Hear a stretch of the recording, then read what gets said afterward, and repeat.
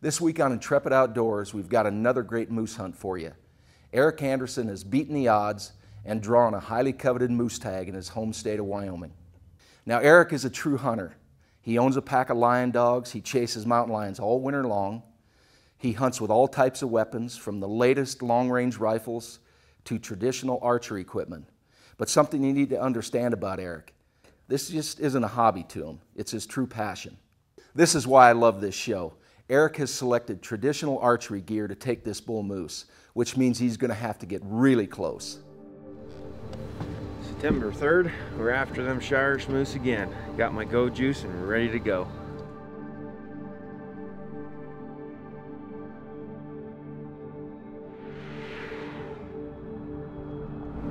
We're out here in southwest Wyoming, moose hunting. I drew a moose tag this end of the winter, and I've got a recurve bow this year, and I'm going to try to stick one of these big bulls. There's been two bulls traveling across this highway going into our zone. The best way to go after these private land bulls and these bottoms out here in southwest Wyoming is to get up on these buttes that you see up here behind me and do a bunch of glassing. Just to have some good quality optics, binocular spotting scope so you can size up the bulls.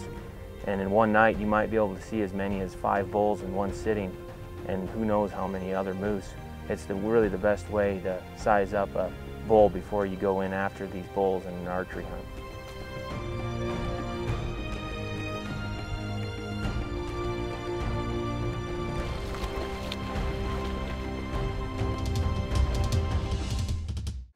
Is that the cow? We had found this bull. We decided to go after him for a quick hunt. We went as fast as we possibly could to get down in there before the light faded. So we rushed down into the bottomland, got down along the riverbank, got in there as camera light was fading. I actually got into where this bull was close enough. We got to the bull and got to where we were going to be able to take a shot.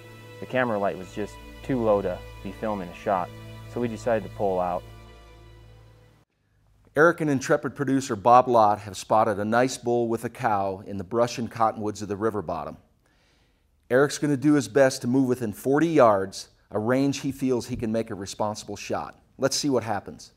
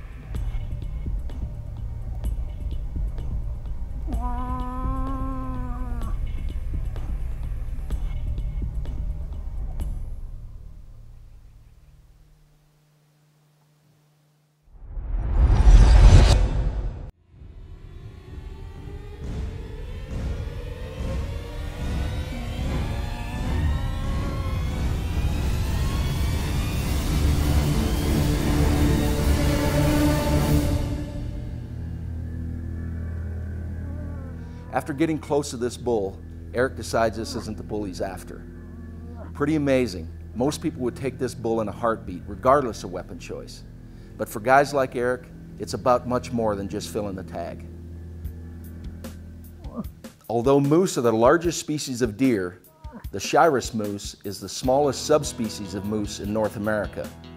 The Shiras bull can still stand 7 feet at the shoulder and weigh in at ½ a ton. Quite an intimidating target, especially for Eric's weapon of choice. After getting this bull to come in 3 different times on us, between 28 and 30 yards, I had multiple shot opportunities. We decided this was not the bull that I was after.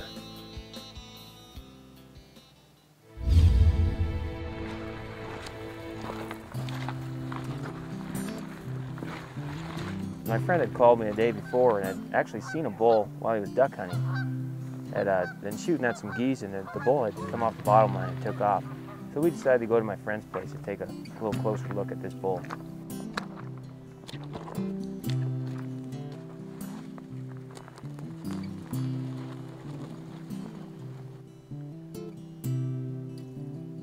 The reason why these bull moose can hide in these drainages outside of these river bottoms is because the main flow of water in the springtime can erode these drainages out 5 to even 20 feet deep.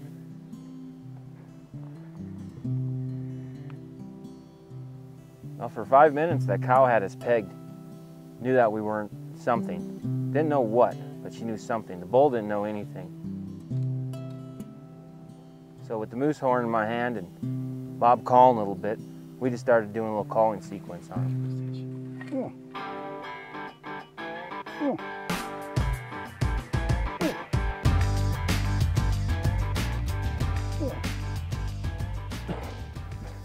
And it was just incredible. It was awesome.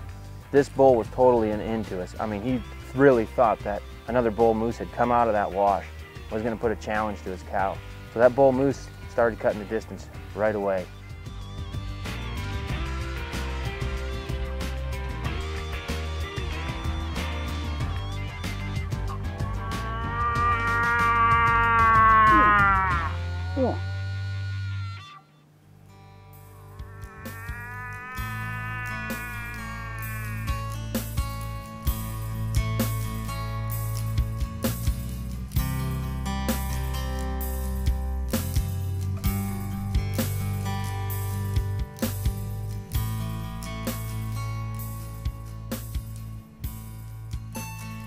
This bull that we've been on, we've been up to him about 9 times now, and any way you go about it, you can't get on this bull with calling, sneaking. We've even been on our socks several times on him.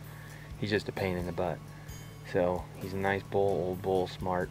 So today we got Cole here, our designated pusher, and we're gonna try to push this little bit along this fence here. We think he's laying up in here with some cows. And tomorrow we got rifle season come along, and there's actually a couple people that we think that know about this bull. And if that's the case, more than likely he'll be kaput tomorrow. So it's probably the last straw on this bull. Well, Eric's got himself against the wall. It's now the last day of the archery season. The rifle hunt begins in the morning. And even though Eric can use his bow during the rifle season, the field's going to get a lot more crowded when the rifle hunters get out. And it's going to make this challenging hunt even that much more difficult. Eric's really hoping he can get this done today.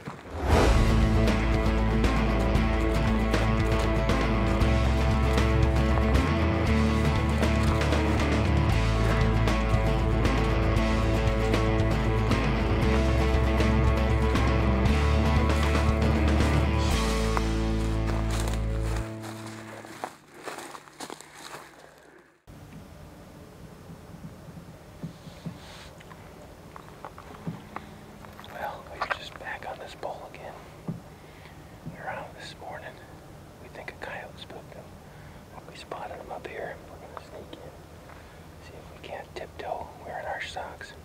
We're going to try to do a real quiet stalk. Just use the daylight while we got it. Get in there and see if we can get an ethical shot on him. Close. Traditional hunting. Trap it outdoors.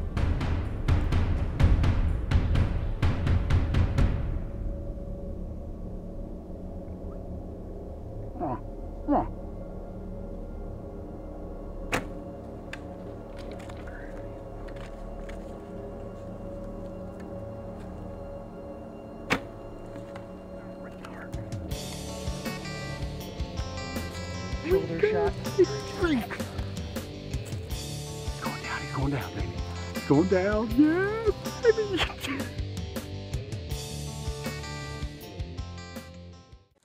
baby. We haven't even seen him around.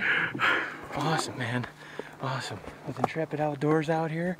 Bob Lotta's my cameraman. That was perfect. Gave him a little bit too much left on the first shot. It did penetrate the shoulder though. You could see that did.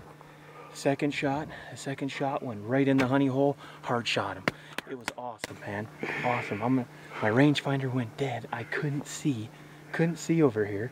And I ended up going over here. And he come over here. I knew it was 30 yards out in front of me right here. So I brought it over. It was about another 10 yards, maybe 15. I've shot 40 yards before. My comfort range was a little lower. I felt good with the shot, and I took it. Through dedication, patience, and a few missed opportunities, Eric finally tagged his bull moose. He not only has some great table fare, but an awesome trophy. And he definitely showed us that through skill and great woodsmanship, even the big bull moose can fall to the traditional stick and string.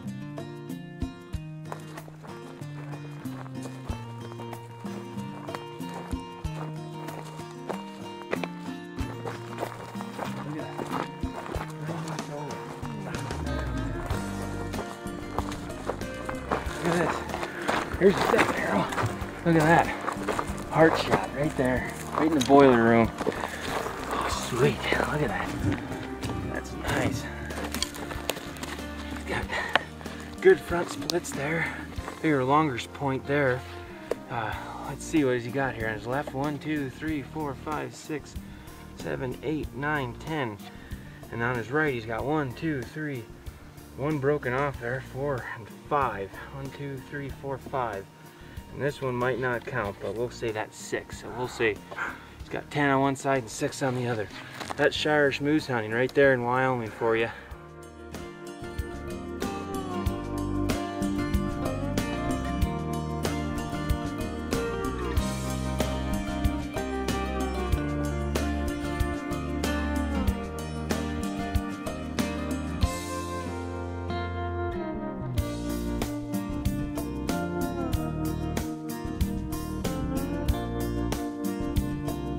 Eric Andersen out here for Intrepid Outdoors. Just got this nice Shiras Moose. Bob Lott's been the cameraman on this one. He's been filming me on this hunt. We've been after a big wide bull about 9 times, and that big bull just been evading us. It's the last day of bow season here in September, and I decided to take this bull when he presented himself.